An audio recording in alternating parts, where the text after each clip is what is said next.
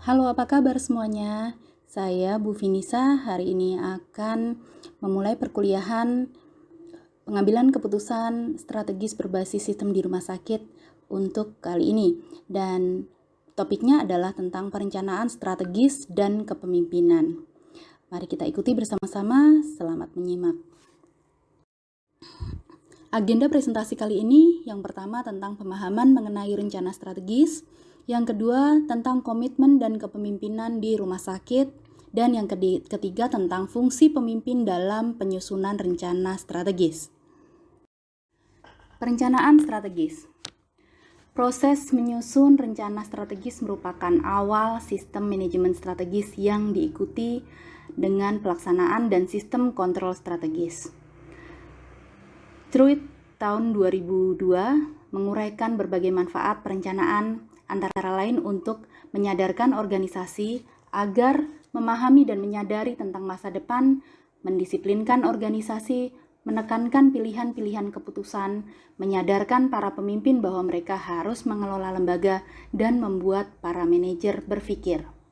Perencanaan merupakan suatu proses yang menghasilkan dokumen rencana.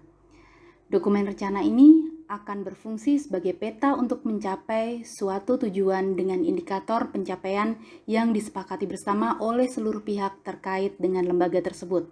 Jadi perencanaan strategis ini adalah landasan bagi berjalannya sebuah institusi, sebuah lembaga atau sebuah organisasi.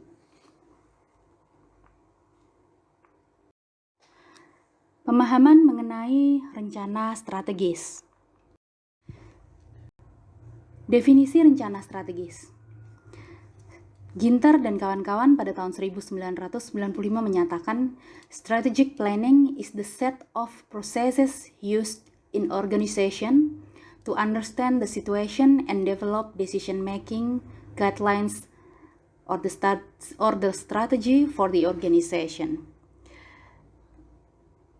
Yang ingin dia katakan adalah bahwa perencanaan strategis adalah sekumpulan proses yang digunakan dalam organisasi untuk memahami situasi dan mengembangkan pedoman pengambilan keputusan atau strategi untuk organisasi. Dan Katsiologis tahun 2002 mengatakan bahwa strategic planning is the process by which a system maintains its competitiveness within its works environment by determining where the organization is, where it wants to go, and how it wishes to get there. In other words, examining that strategies will enable the corporation or association to prosper in the future.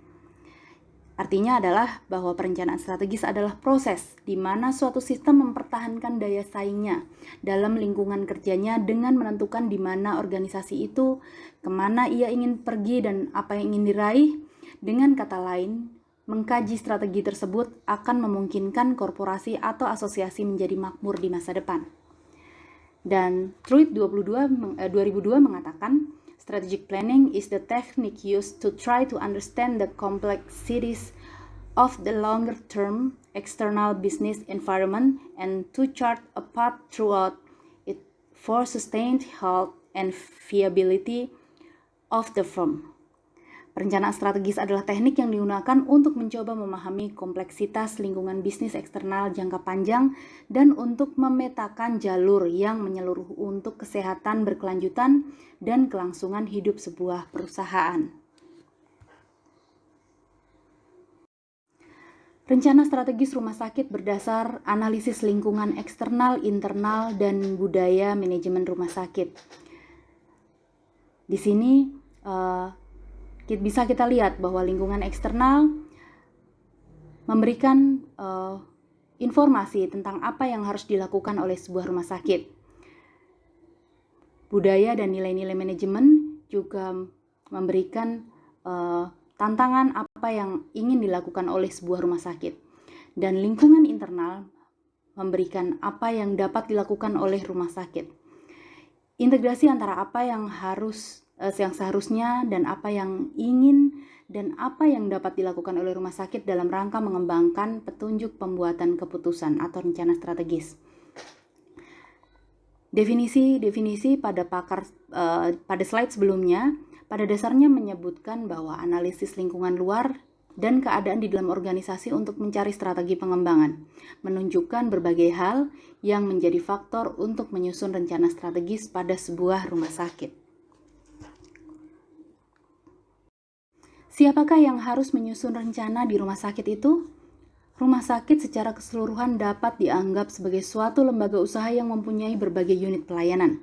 Secara teoretis, berbagai pengembangan unit usaha di rumah sakit dapat mendekati unit bisnis strategik atau strategic business unit karena sangat independen. Jadi di sini dijelaskan bahwa yang harus menyusun rencana strategis itu adalah seluruh komponen di rumah sakit, baik itu direksi dan juga petugas-petugas di setiap unit-unit yang ada di rumah sakit, sehingga mereka berkolaborasi untuk menyusun rencana, baik rencana per unit, kemudian dikolaborasikan menjadi sebuah rencana besar rumah sakit.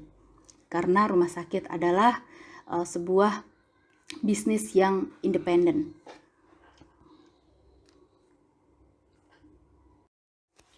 Unit pelayanan strategis rumah sakit. Unit pelayanan strategis di rumah sakit misalnya pelayanan laboratorium, pelayanan apotek, unit pelayanan ibu dan anak, serta unit pelayanan perawatan rumah.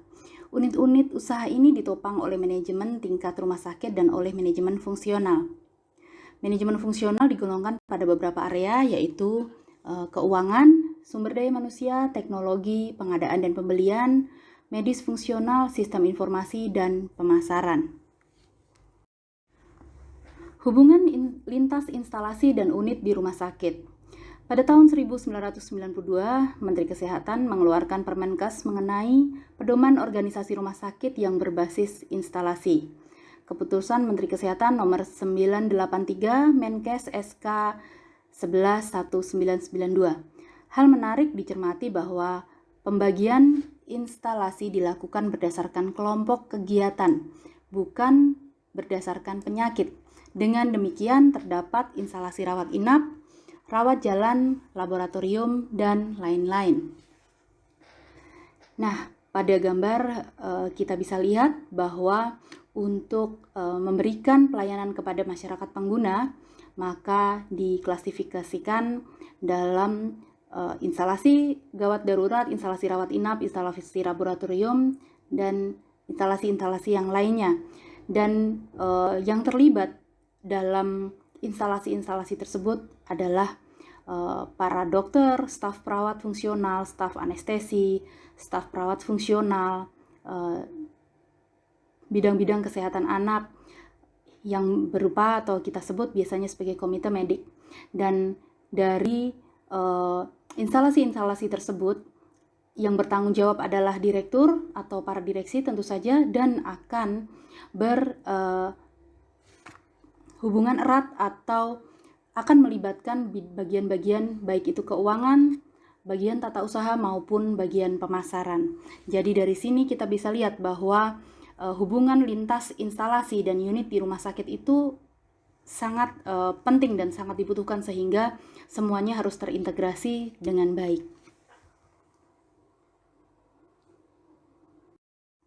Strategi di dalam rumah sakit.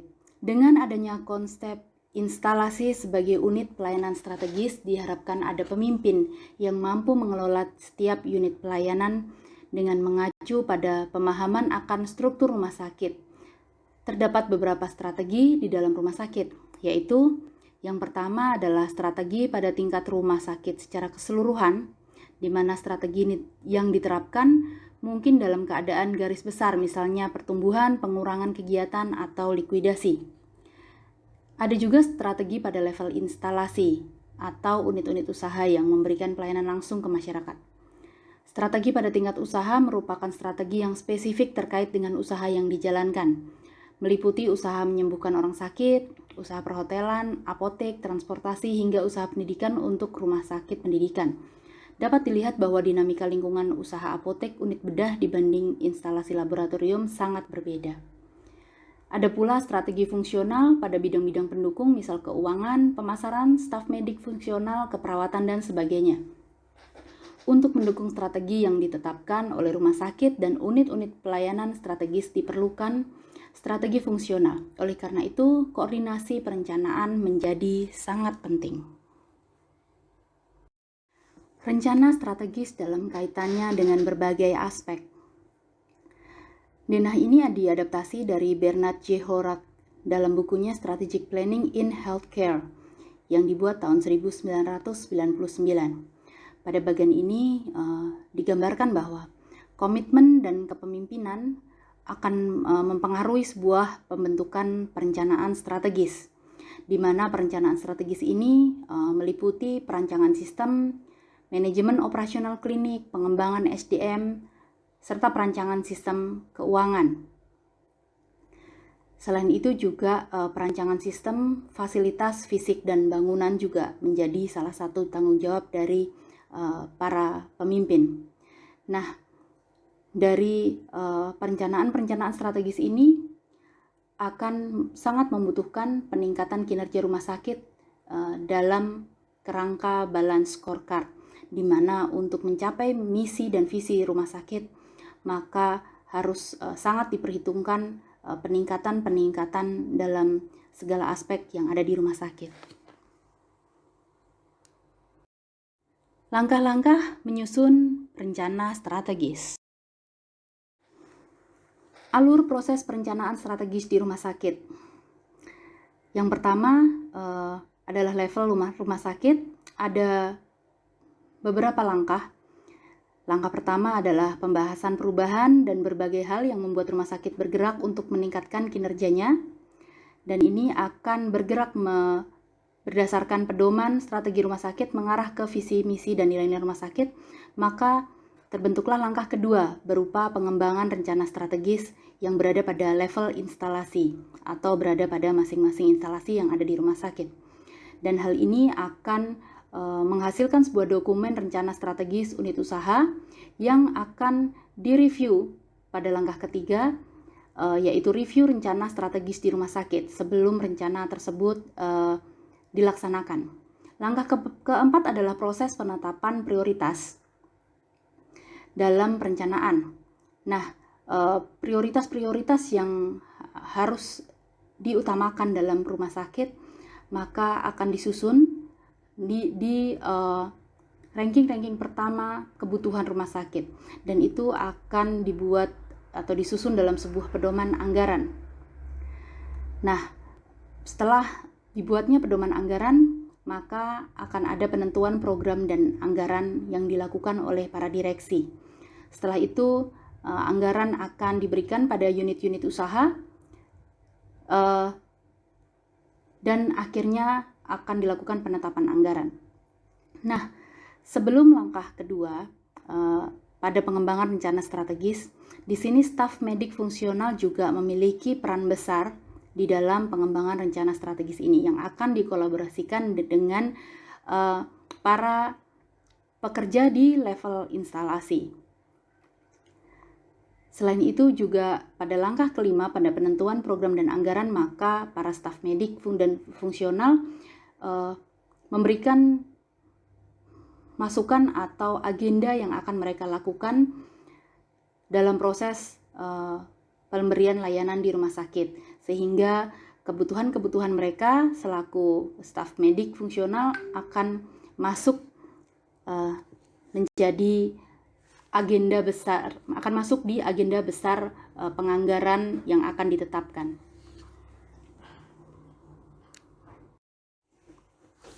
Alur proses perencanaan strategis rumah sakit. Yang pertama adalah proses manajemen strategis akan dimulai dari analisis mengenai kecenderungan-kecenderungan di luar lingkungan rumah sakit. Analisis ini dilakukan berdasarkan kesadaran dan komitmen seluruh kelompok di rumah sakit untuk melakukan perubahan. Dari langkah awal ini secara bolak-balik akan bergerak ke perencanaan tingkat instalasi, misal di IGD, laboratorium, rawat inap, dan lain-lain. Langkah kedua. Dalam langkah kedua ini perlu ditekankan bahwa staf medik fungsional sebaiknya perlu terlibat dalam perencanaan secara aktif. Dalam hal ini diperlukan proses perencanaan pada staf medik fungsional, misalnya perencanaan mengenai tindakan bedah apa yang akan dilakukan rumah sakit pada masa mendatang. Yang ketiga, langkah ketiga berupa konsolidasi rencana-rencana pada tingkat rumah sakit yang merupakan kegiatan prioritas saat ini. Sering terjadi proses yang bolak-balik antara tingkat rumah sakit dengan instalasi. Langkah keempat, 5, dan 6 adalah menyusun perencanaan program dan anggaran untuk tahun mendatang berdasarkan rencana strategis yang dirumuskan bersama. Penentuan besarnya anggaran berdasarkan kegiatan pada instalasi dan unit-unit lain, sehingga menghasilkan dokumen anggaran yang berbasis pada dokumen rencana strategik. Proses perencanaan strategis. Langkah perencanaan, waktu dan pihak yang bertanggung jawab dan yang terlibat dalam proses itu ada di dalam tabel ini yang bersumber dari Wolper tahun 1999. Pengembangan proses perencanaan dan kesepakatan antar berbagai pihak, kurang lebih 2 pertemuan dalam waktu 2 minggu, dan yang bertanggung jawab adalah direktur atau direksi rumah sakit, ketua tim perencana, dan konsultan rencana strategis. Langkah perencanaan berikutnya menilai misi dan visi organisasi, bisa dalam 2 hari yang beruntun, yang harus dihadiri oleh direktur, anggota dewan, penyantun atau yayasan, serta wakil-wakil dokter yang bisa dimintai pendapat untuk bisa menilai misi dan visi organisasi. Selanjutnya, menilai lingkungan luar bisa dilakukan selama 6 minggu bersama dengan lingkungan dalam, di mana ada keterlibatan ketua tim perencana dan staf serta konsultan rencana strategis. Selanjutnya ada menilai lingkungan dalam, ada 6 minggu juga diperlukan, sama butuh keterlibatan ketua tim perencana dan staf serta konsultan rencana strategis. Pengembangan tujuan organisasi dilakukan 2 minggu setelah melakukan analisis lingkungan luar dan dalam. Yang bertanggung jawab adalah direktur atau direksi, ketua tim perencana dan staf, serta konsultan rencana strategis. Perumusan strategi untuk mencapai tujuan dilakukan 1 minggu sesudah kesepakatan mengenai tujuan organisasi, dan yang bertanggung jawab dan terlibat adalah direktur, ketua tim perencana dan staf, serta konsultan rencana strategis. Persetujuan rencana strategis. Ini adalah pertemuan dewan penyantun atau yayasan, dan yang bertanggung jawab adalah dewan atau governing body. Yang terakhir adalah langkah pengembangan rencana kegiatan dan jadwal pelaksanaan untuk setiap strategi yang dipilih. Waktunya bervariasi berdasarkan kerumitan setiap pilihan, diharapkan tidak lebih dari 1 bulan. Dan yang bertanggung jawab serta yang terlibat adalah direksi, ketua tim perencana, dan staf.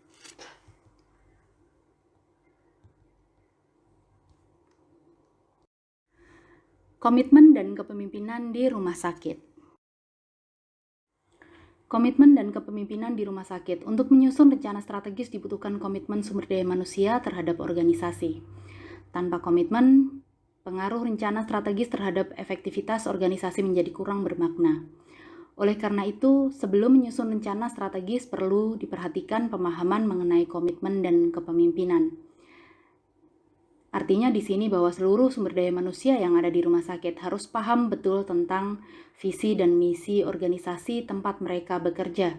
Sehingga sebelum rencana strategis itu dibuat, maka seluruh komponen dari organisasi sudah sepakat tentang apa yang akan mereka tuju bersama-sama.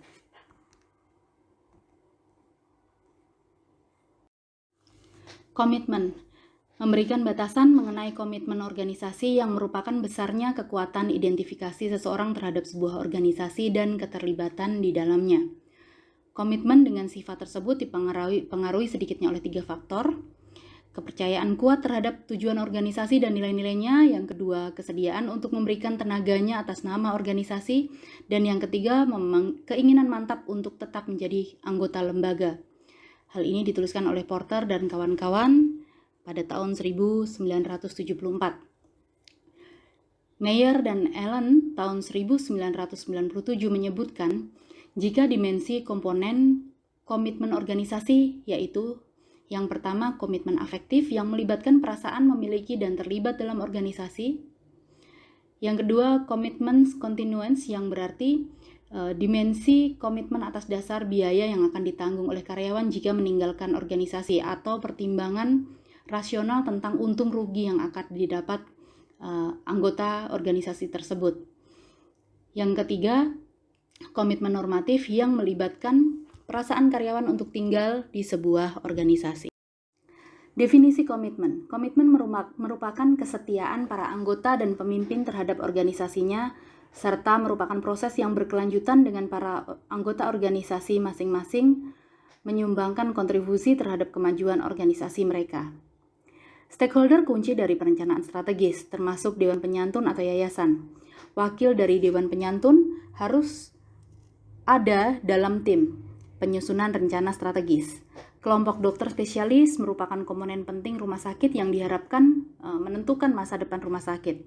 Dalam pengembangan rumah sakit, para spesialis ini merupakan kelompok yang memahami pola kecenderungan penyakit atau epidemiologi, perilaku pasien dan keluarganya, serta perkembangan teknologi kedokteran. Kelompok perawat dan tenaga medis lainnya juga perlu mempunyai wakil dalam penyusunan rencana strategis, sehingga rencana yang akan dibuat nanti dapat dengan mudah digunakan untuk mengelola seluruh komponen di rumah sakit tersebut. Pada prinsipnya, komitmen mempengaruhi kenyamanan kerja, meningkatkan produktivitas kerja, serta mempertebal rasa memiliki lembaga. Hal-hal ini memberi hasil berupa kinerja rumah sakit yang prima. Fungsi pemimpin dalam penyusunan rencana strategis.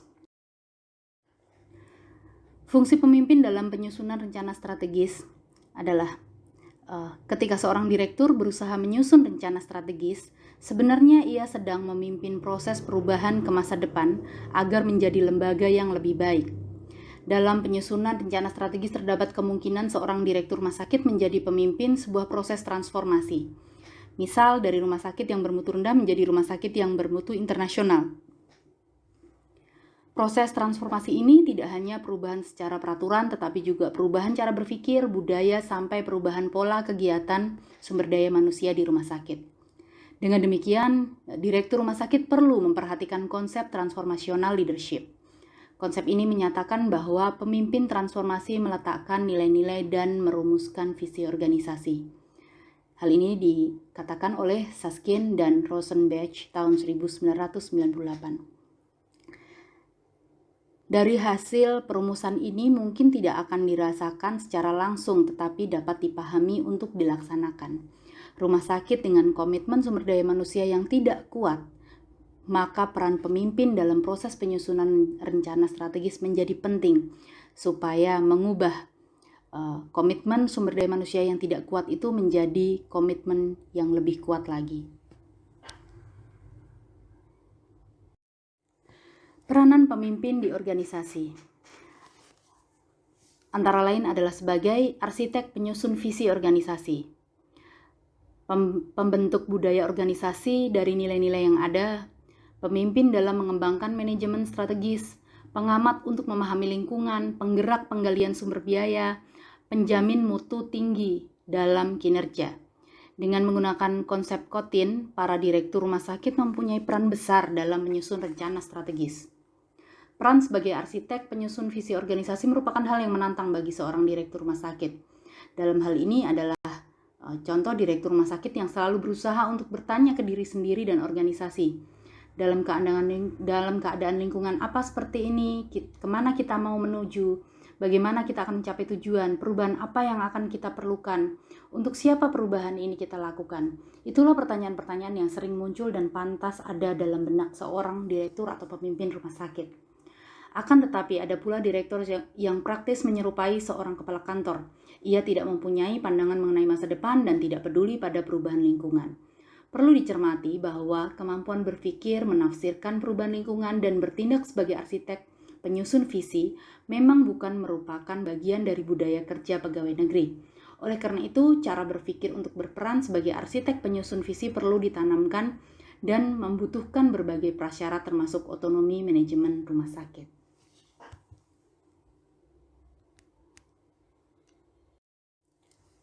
Peran pemimpin dalam proses perencanaan strategis. Yang pertama, menggerakkan komitmen seluruh kelompok sumber daya manusia untuk memahami pentingnya perencanaan. Yang kedua, merencanakan proses perencanaan strategis. Yang ketiga, menjadi penanggung jawab utama proses perencanaan strategis termasuk perumusan strategisnya. Yang keempat, memimpin pelaksanaan rencana strategis termasuk mengkoordinasi pelaksanaan berbagai subsistem di rumah sakit. Dan yang terakhir adalah melakukan penilaian dan pengendalian kinerja. Kegagalan pemimpin untuk menggerakkan komitmen perencanaan akan mempengaruhi proses perencanaan selanjutnya, sehingga menjadi kurang bermakna. Kemampuan direktur menggalang komitmen merupakan hal penting sebelum meneruskan proses perencanaan strategis. Elemen-elemen kunci sebagai sifat yang menempel pada pemimpin. Menetapkan arah, memobilisasi komitmen individu, memicu kemampuan organisasi, dan menunjukkan karakter pribadi. Konsep yang dipaparkan Ulrich ini dapat dipergunakan untuk direktur rumah sakit, terutama untuk menganalisis kemampuan kepemimpinannya. Pemimpin rumah sakit diharapkan mampu menetapkan arah dalam mengantisipasi masa depan. Dibutuhkan kemampuan untuk menyeimbangkan pengaruh dari perubahan lingkungan dan berbagai stakeholder. Termasuk dalam golongan ini pemerintah, DPR maupun DPRD, pelanggan, teknologi, dokter spesialis, perawat, dokter umum, pesaing, penanam modal, dan pemasok. Dalam keadaan inilah pemimpin harus mampu menciptakan identitas rumah sakit dan membangun nilai bagi semua pihak yang berkepentingan. Pemimpin yang memberi arah melakukan paling tidak 3 hal, yaitu memahami dan menafsirkan kejadian-kejadian di luar rumah sakit, memfokuskan diri pada masa depan, dan mampu menerjemahkan visi ke dalam tindakan. Apa yang dilakukan oleh pemimpin yang sukses? Pemimpin yang sukses biasanya merupakan pribadi yang berkarakter. Kebiasaan, integritas, dapat dipercaya, mempunyai kemampuan analitis. Dalam hal ini, dia melakukan beberapa hal, yaitu memberi arah, memberikan visi, gambaran akan keadaan pelanggan dan keadaan di masa depan. Dia juga memicu kemampuan organisasi, membangun kelompok dan mengelola perubahan dalam organisasi tersebut untuk bergerak ke arah yang lebih baik. Menggerakkan komitmen orang lain, mendukung orang lain, membagi kekuasaan, mendelegasikan. Dalam hal ini, dia yang akan merubah pola pikir karyawan-karyawan yang ada yang semula memiliki komitmen rendah menjadi berkomitmen tinggi. Bagaimana cara mengembangkan kepemimpinan di rumah sakit? Rumah sakit memberikan kesempatan penugasan tertentu sebagai bagian proses pengembangan kepemimpinan. Rumah sakit melakukan pembinaan teknis sehingga terdapat mekanisme pelatihan internal. Mengundang pelatih-pelatih berpengalaman dari luar yang bertindak sebagai coach atau pelatih. Rumah sakit juga mempunyai proses mentoring. Proses ini mengharuskan manajer muda atau orang-orang baru ditempelkan atau magang pada manajer berpengalaman untuk menimba ilmunya. Berkaitan dengan regenerasi, pemimpin rumah sakit melakukan perencanaan penggantian manajer. Di samping itu, rumah sakit dapat melakukan proses belajar secara nyata dari masalah yang terjadi. Jadi, learning by case. Di samping itu, diharapkan rumah sakit melakukan program penilaian kinerja. Penilaian kemampuan kepemimpinan ditentukan oleh kinerja unit yang dipimpinnya. Nah, itu tadi penjelasan tentang perencanaan strategis dan kepemimpinan di sebuah rumah sakit. Nah, berikut ini ada beberapa pertanyaan yang harus kalian jawab dan akan kita diskusikan di kelas diskusi nanti. Yang pertama, siapa saja yang terlibat dalam proses penyusunan rencana strategis? Yang kedua, apakah rencana strategis mempengaruhi keberhasilan sebuah institusi kesehatan? Jelaskan alasanmu. Yang ketiga, apa yang terjadi bila rencana strategis tidak berjalan sesuai dengan rencana? Yang keempat, apakah seorang pemimpin berpengaruh besar dalam tercapainya tujuan organisasi rumah sakit? Nah, itu tadi pertanyaan diskusi kita, dan sampai ketemu lagi di kelas diskusi. Semoga ilmunya bermanfaat untuk masa depan kalian. Terima kasih.